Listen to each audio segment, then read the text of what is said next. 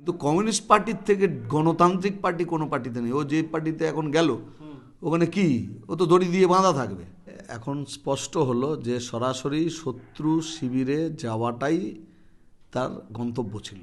প্রতিটি কমরেড গুরুত্বপূর্ণ, সে যে স্তরেই কাজ করুক না কেন প্রত্যেক কমরেড গুরুত্বপূর্ণ। কিন্তু শেষ পর্যন্ত তৃণমূল চোর জোচ্চোর গুন্ডা বদমাস রেপিস্ট একটা সমাহার, ও তার একটা উদাহরণ ঠিক করলো যে কমিউনিস্ট পার্টি তার নীতি নৈতিকতা নিয়েই থাকলো, ও পারলো না নীতি নৈতিকতা নিজের জীবনে রক্ষা করতে। এই তো অভিষেকের কথা শুনলাম আমরা, যে বললো ডিল কি হয়েছে, বললো যে ও দাঁড়াবে, ওকে টিকিট দেওয়া হবে। কি বলছেন, ওকে কোনখানে তুলে দিচ্ছেন? অত বড় না, অত সোজা না, কমিউনিস্ট পার্টি অনেক বড় পার্টি। কি একটা ছেলে কোথায় গেল, তাতে কি গেল, মানে একটা বিরাট কিছু এটাও ক্রিয়েট করা হচ্ছে।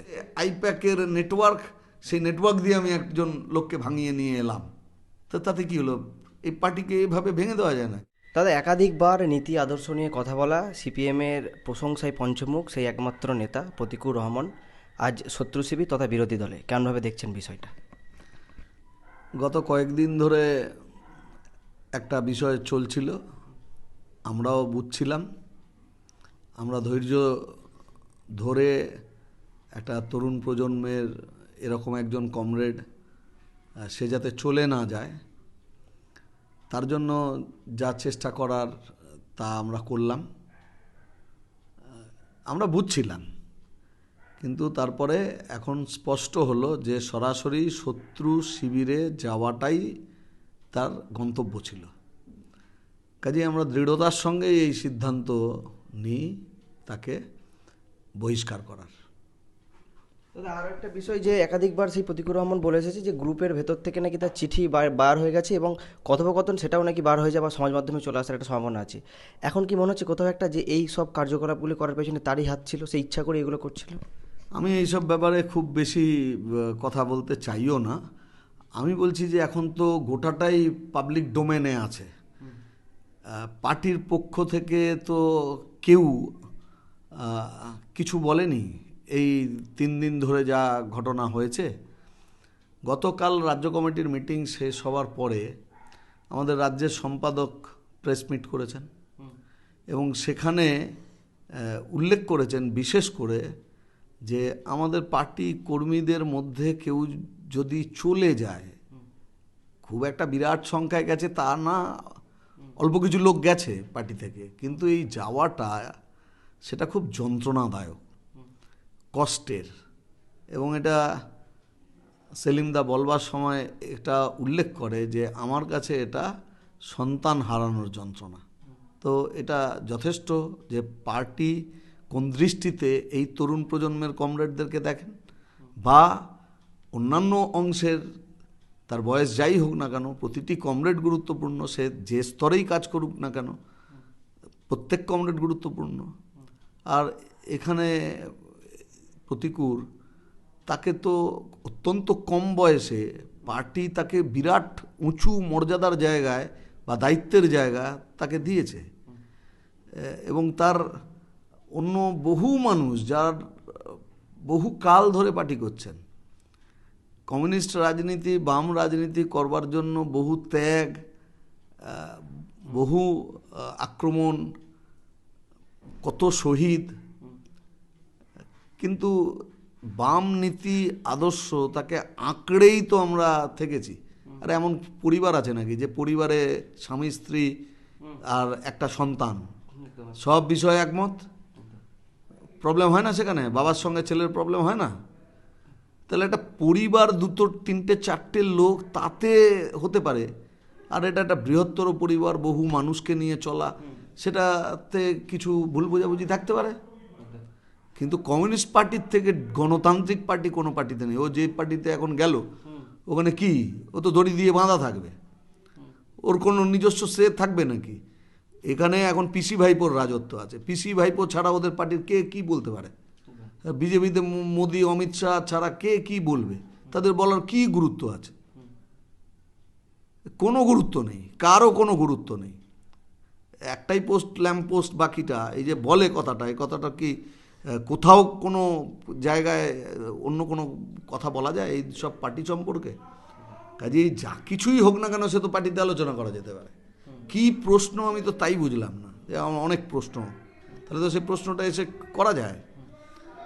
আসলে এখন মানুষ কি বুঝছেন, পরপর পরপর ঘটনাক্রম সাজালে এখানে আমি যাব, তাহলে এই যাওয়ার জন্য আমি যে কাজটা করছি আমার নিজের মনের মধ্যে গিল্টি ফিল হচ্ছে, আমার নিজের মধ্যে অপরাধ বোধ কাজ করছে। তাহলে বহু মানুষের মধ্যে আমি একটা ইমেজ তৈরি করে, এবং যারা এই স্ক্রিপ্ট লিখলেন তারা ইমেজটাকে তৈরি করবার ব্যবস্থা করলেন, একটা দ্বিধা, একটা দ্বন্দ্ব তৈরি করবার জায়গা হলো। কিন্তু এই সব কথা চলতো যদি আমি পার্টির মধ্যে থেকে এই কথাগুলো বলতাম। কিন্তু শেষ পর্যন্ত তৃণমূল, চোর জোচ্চোর গুন্ডা বদমাস রেপিস্ট একটা সমাহার, সেখানে এখানে মানুষ পঞ্চায়েতে ভোট দেয় না, পৌরসভাতে ভোট দিতে পারে না, এরা সর্বত্র, প্রতিটি পঞ্চায়েত ওর চাই, প্রতিটি পৌরসভা ওর চাই, যদি না পায় তাহলে পুলিশ অফিসারকে ট্রান্সফার করে দেয়। এখানে সমস্ত মানুষ জানেন এখানে কোনো গণতান্ত্রিক ব্যবস্থা নেই, আর দাদাগিরি চলছে, পুলিশ, আমলা আর তৃণমূল। কি পরিমাণ দুর্নীতি এখানে আছে সেটা যদি কারো গন্তব্য হয়, তাহলে অধঃপতন কার সে তো মানুষ স্পষ্ট বুঝতে পারছেন। আমার তো আর নতুন করে বুঝিয়ে বলবার তো কিছু ব্যাপার নেই। পূর্বে সমাজ মাধ্যমে এই প্রতিকুর রহমান তিনি লিখেছিলেন যে নীতি নৈতিকতা না থাকলে আর যাই হোক কমিউনিস্ট পার্টি হয় না। এখন সেই চলে গেল তৃণমূলে, এই প্রসঙ্গ কি কোনোভাবে? একদম ঠিক কথা বলেছে যে কমিউনিস্ট পার্টি নীতি নৈতিকতা নিয়েই আছে, আর সবাই নীতি নৈতিকতা নিয়ে সারা জীবন থাকতে পারে না। তাহলে ও তার একটা উদাহরণ ঠিক করলো যে কমিউনিস্ট পার্টি তার নীতি নৈতিকতা নিয়েই থাকলো, ও পারলো না নীতি নৈতিকতা নিজের জীবনে রক্ষা করতে, এটাই প্রতিষ্ঠিত হয়ে গেল। দাদা আর একটি বিষয়, গতকাল সমাজ মাধ্যমে প্রতিকুর সে বলেছে যে সে অভিমন্যুর ভূমিকা পালন করছে কোট আনকোট, কিন্তু আমরা তো অভিমন্যুকে বরাবর দেখে এসেছি সে পিতার জন্য বিরোধীদের সঙ্গে লড়াই করেছে, চক্রগয়ে ঢুকেছে, আজ সে পিতার বিরুদ্ধে গিয়ে লড়াই করতে যাচ্ছে, এই কেমন অভিমন্যুর পরিচয় দিল প্রতিকুর? আবারও একই কথা, যে অনেকটা লম্বা জার্নি, জীবনটা অনেক বড়। একটা মানুষ 30 বছর বয়স অবধি ঠিক থাকলো, 31তম বছরে যখন সে পড়ল, সে একটা দারুণ খারাপ কিছু করে ফেলল। এটা কখন কার পা নড়ে যাবে, কেঁপে যাবে, স্লিপ করবে, মনের অবস্থা কার কখন এরকম জায়গায় যাবে, এই জন্য এটা একটা লম্বা ব্যাপার। কমিউনিস্ট পার্টি করা, কমিউনিস্ট মূল্যবোধ, কমিউনিস্ট আদর্শ, সেখানে মানুষ, গরিব খেটে খাওয়া মানুষ, তার জন্য যে লড়াই সংগ্রাম, তৃণমূলে গিয়ে এইসব হয় না। তৃণমূলে কার কত মোটা সোনার চেন আছে, কার কত বিত্ত সম্পত্তি তৈরি করতে পেরেছে, তো এ লাগাম ছাড়া ব্যাপার। তো ও সেটা ওর কাছে পছন্দসই মনে হয়েছে, গেছে। এত অভিষেকের কথা শুনলাম আমরা, যে বললো ডিল কি হয়েছে, বললো যে ও দাঁড়াবে, ওকে টিকিট দেওয়া হবে, বললো তো আরও লোকে স্পষ্ট হবে। তা এখন ওকে বোঝাতে হবে যে তৃণমূল ওকে নিচ্ছে, তৃণমূলে গেলে ওকে পাকাপোক্ত অবস্থান যদি ওকে করতে হয় তাহলে সিপিএমকে খুব গালাগালি করতে হবে। এখন আপনার এই প্রশ্নের সামনে দাঁড়াতে হতে পারে, বা করা উচিত এটা, যে হঠাৎ এই ধরনের বিষয়গুলোতে সব মিডিয়াতে এত সিপিএম আলোচনার জায়গায় আসছে, বা সিপিএমের কেউ ছেড়ে তৃণমূলের দিকে যাচ্ছে, মানে ভাঙানো হচ্ছে রাদার, কেন? এই প্রশ্নটা বরং আলোচিত হওয়া উচিত। 19 সালের পরে কিছুটা কাল এই চেষ্টাটা একটু কম ছিল, ভোটের পোলারাইজেশনটা ম্যাক্সিমাম ছিল, তৃণমূল আর বিজেপি ছাড়া কোনো অপশান মানুষের সামনে মিডিয়া উপস্থিত হতে দেয়নি।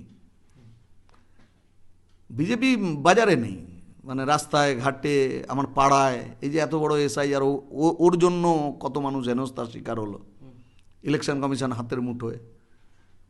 5 জন লোককে বার করতে পারবেন আপনারা, যে 5 জন লোক বলবে যে আমার ফর্মটা বিজেপির নেতা কর্মী তারা ফিল আপ করে দিয়েছে? পারবেন না। কিন্তু সেই বিজেপি আছে এইটা বলবার চেষ্টা, তাহলে সেই মিডিয়া তো সিপিএমকে দেখাবে না, কারণ সিপিএম কোনো অপশান যাতে মানুষের না হয় তার চেষ্টা হবে। কিন্তু সিপিআইএম ভেরি মাছ আছে, ও ভয় পাচ্ছে সিপিআইএমকে। সিপিআইএম তো শূন্য, তাহলে পিসি ভাইপো এত ভয় পাচ্ছে কেন সিপিআইএমকে? সিপিআইএমের আইডিওলজি অভিষেক, ও আইডিওলজির কি বোঝে? ও আইডিওলজি বলছে, আর তার পাশে প্রতিকূল দাঁড়িয়ে আছে, শুনছে ও আইডিওলজি। মানে ওর কতটা অধঃপতন হলো যে ওকে এই আইডিওলজির গল্প শুনতে হলো। তাহলে ওর যে আইডিওলজি, তো কুণাল বলতো, কুণালের থেকে ভালো বোঝা যাবে যে কি আইডিওলজি কি, যে গরিব মানুষ, দুস্থ মানুষ, সেই মানুষ 2 টাকা ইন্টারেস্ট বেশি পাবে বলে চিটফান্ডে টাকা রেখেছিল, সেই টাকা এরা মানল। সাধারণ পরিবার জায়গা জমি বিক্রি করে তৃণমূলের নেতার হাতে টাকা দিল যে আমার ছেলে মেয়ে তার যেন চাকরি হয়। আইডিওলজি বোঝাচ্ছে, গরিব মানুষ বোঝাচ্ছে। দাদা, এই প্রতিকূলের যে জায়গা, যেখান থেকে এত বড় একটা শূন্য, গতকাল আমরা রাজ্য সম্পাদকের মুখে শুনেছি যে সন্তান হারানো সমতুল্য, এই জায়গাটাকে কোনোভাবে মেকআপ করতে পারবে আগামীতে এই বামফ্রন্ট? আপনি কি বলছেন? ওকে কোনখানে তুলে দিচ্ছেন? অত বড় না, অত সোজা না। কমিউনিস্ট পার্টি অনেক বড় পার্টি। ওই জেলায় রেজ্জাক মোল্লা গেছিলেন, অনেক বড় নেতা ছিলেন, মন্ত্রী ছিলেন। তো ওনাকে, রেজ্জাক মোল্লাকে মৃত্যু শয্যাতে যা বলেছিলেন সেই ভিডিওটা শোনান। এদের সবারই তো তাই একদিন হবে। এই পার্টিকে ধ্বংস করবার জন্য কালকে আমাদের রাজ্যের সেক্রেটারি এই কথা উল্লেখ করেছেন। মমতা বন্দ্যোপাধ্যায়, শুভেন্দু, কিষেনজি, রামধনু জোট, সব ধরনের পার্টি মিলিতভাবে সিপিআইএমকে নিকেশ করতে নেমেছিল। 300-র ওপরে কর্মী আমাদের খুন হয় 11 সালের আগে মমতার গভর্নমেন্টে আসবার জন্য। এত লোককে খুন করে দেয়, সিপিআইএমকে শেষ করা গেছে। আকাশ থেকে অস্ত্রবর্ষণ হয়েছিল, লেফটেন্যান্ট গভর্নমেন্ট আছে, আনন্দমার্গীদের হাতে এই অস্ত্র যাবে, সেই অত্যাধুনিক অস্ত্র দিয়ে এখানে সরকার বদলে দেওয়া হবে, পারা গেছে। সিপিআইএম শেষ হয়েছে। 11 সালে আমরা হেরে গেলাম, লাগাম ছাড়া সন্ত্রাস। আবার যদি পুরনো সময়ে ভাবি তাহলে 70, 72, একবারে 77-এ আমরা এলাম, মাঝখানে এমার্জেন্সি। এই যে আধা ফ্যাসিবাদী সন্ত্রাস, 1100 ওপরে কর্মী নেতা খুন হয়ে গেলেন। বেশিরভাগ আমাদের এই শিল্পাঞ্চল জুড়ে যদি দেখা যায়, এই জেলাতেও, সেখানে কোনো আমাদের পার্টির নেতৃত্ব কর্মী এলাকায় থাকতে পারেননি, চলে যেতে হয়েছে। 5 বছর বাইরে থেকেছেন, জেলে থেকেছেন, কত কষ্ট যন্ত্রণা ইতিহাস আছে। সিপিআইএম শেষ হয়েছে। কি একটা ছেলে কোথায় গেল, তাতে কি গেল, মানে একটা বিরাট কিছু, এটাও ক্রিয়েট করা হচ্ছে। এখানে যে এরকম এত আলোচনা, যেন মানুষের মধ্যে কিছু আছে নাকি, তা কিছু নেই। ও তো সেই ধরনের মানুষ, একবার মহিরুও পতন হয়েছে বলে যেটা বোঝানোর চেষ্টা করা হচ্ছে, সিপিএমকে একটা ধাক্কা দিলাম। সিপিএম অত সহজ ব্যাপার না। সিপিএমকে ধাক্কা কি, সিপিএম একটা, তার যে মতাদর্শ, তার যে রাজনীতি, তরুণ প্রজন্মের অসংখ্য ছেলে মেয়ে আছে, মিডিয়ার কয়েকজনকে দেখায় বা কয়েকজন সেই মিডিয়ার সামনে আসে এবং তাদেরকে মানুষ দেখতে পান। এটাই কি সব? কিছুই না তো। অসংখ্য ছেলে মেয়ে গ্রামে শহরে এই প্রজন্মের, তারা বামপন্থায় বিশ্বাসী, তারা বামপন্থী রাজনীতিতে মনে, জীবনে, রাজনৈতিক কর্মকাণ্ডে নিজেদেরকে প্রমাণ করে চলেছেন, শিখছেন, বুঝছেন, লড়ছেন। তাদেরও অনেক ত্যাগ এই সময়কালের মধ্যে, তার ইতিহাস রচনা হচ্ছে। এটাই তো পার্টি। কাজে এখানে একজন ব্যক্তি, তাকে এখান থেকে আইপ্যাকের নেটওয়ার্ক, সেই নেটওয়ার্ক দিয়ে আমি একজন লোককে ভাঙিয়ে নিয়ে এলাম, তো তাতে কি হলো? এই পার্টিকে এভাবে ভেঙে দেওয়া যায় নাকি? আইপ্যাক কদিন থাকবে সেটাও তো দেখতে হবে।